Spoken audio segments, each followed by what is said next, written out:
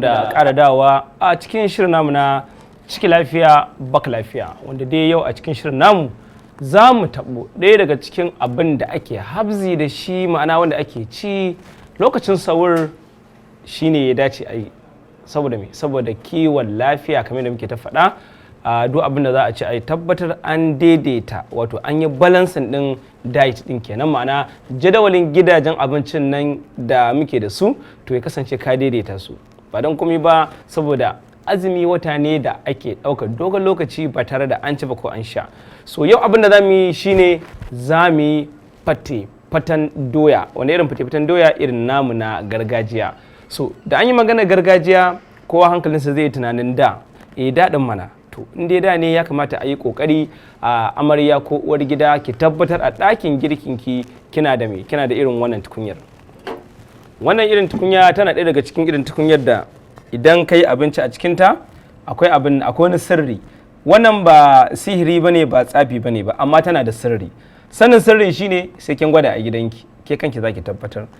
To wannan fate-faten doya da zamu yi, na farko kina buƙatar ainihin na'ana kenan, kamar da ake gani ga ta nan fresh one ce, ma'ana ɗanya ce daga lambu sai tukunya ko yawwa. Sannan kina buƙatar albasa kamar yadda ake gani, albasar kuma ga sunan kala biyu, muna da white onions da kuma brown onions, saboda haka ita za mu yi amfani da ita. Sannan muna buƙatar alayyahu yana daga cikin abin da za mu yi amfani da shi a wannan dafa daga tamu. Sai kuma wato uwa uba ita kanta doyar ga ta nan dai, ba dole bane sai kin nemi mai sujada, ko ba ta yi sujada ba matsala, miƙaƙƙiyar ma za ki yi amfani da ita. Sannan kina buƙatar wato tumatir kamar yadda ake gani na ƙaƙƙe gashi nan. Sannan kina buƙatar ɗanɗano, wanda duk wanda ya ga wannan roba dama inda kana biye da mu ka san cewa ɗanɗano ne a ciki, saboda haka kawai sai dai ki ɗiba ki ɗaure miya, ki ɗaure abincin, sai dai a yi wasali da shi. Sannan kina buƙatar tumatir, sai dai a nan gurin tumatir ɗin guda uku za mu yi amfani da shi kamar yadda ake gani, tattasai guda biyu, attaruhu kuma guda uku, shine awan namu na wannan dafa dukar tamu. Sannan za mu yi amfani da man gyaɗa, wanda za a ga lokacin da za mu zuba shi. Sannan kina buƙatar turmeric kamar da ake gani, sai kuma cinnamon, sai kuma black pepper, sai kuma daddawar yarabawa. Daddawar yarabawa nan tana ɗaya daga cikin abu da ta seta miki gargajiyar doyaki. In baki sa ta ba ta zama ta gargajiya ba, ta zama half caste, ma'ana ita dai ba foreign ba kuma irgitamu ta gida ba. Sannan kina buƙatar karas yana ɗaya daga cikin abin da ke buƙata, sai dai wannan karan ba magana a yanka shi yanda yake haka za a ciccilla shi, muna ce mai baby carrot. Saboda haka waɗannan su ne abubuwan da za mu yi amfani da su a wannan dafa duka tamu ta jollof, ma'ana fate-faten jollof kenan ko. Duka dai a nan za mu ɗan tsaya, sai kuma ku bi mu a sannu domin mu shiga ɗakin girki a ga yaya za mu yi wannan dafa duka tamu ta jollof. Assalamu alaikum wa ila liqa.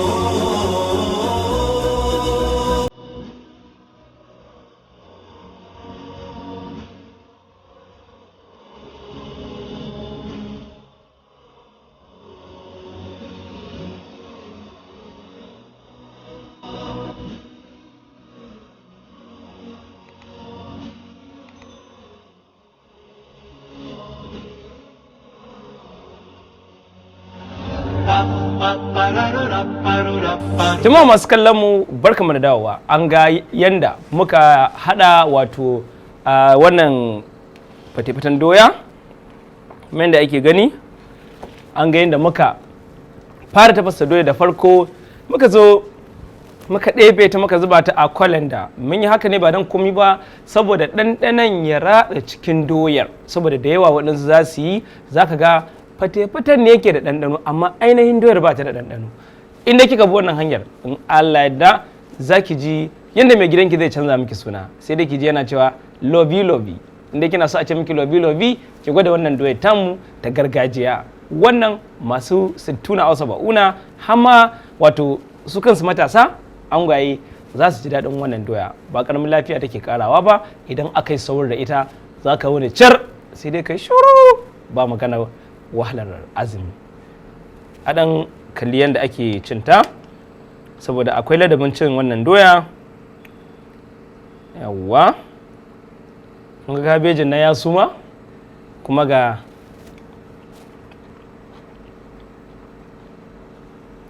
assalamu alaikum wa ila liqa.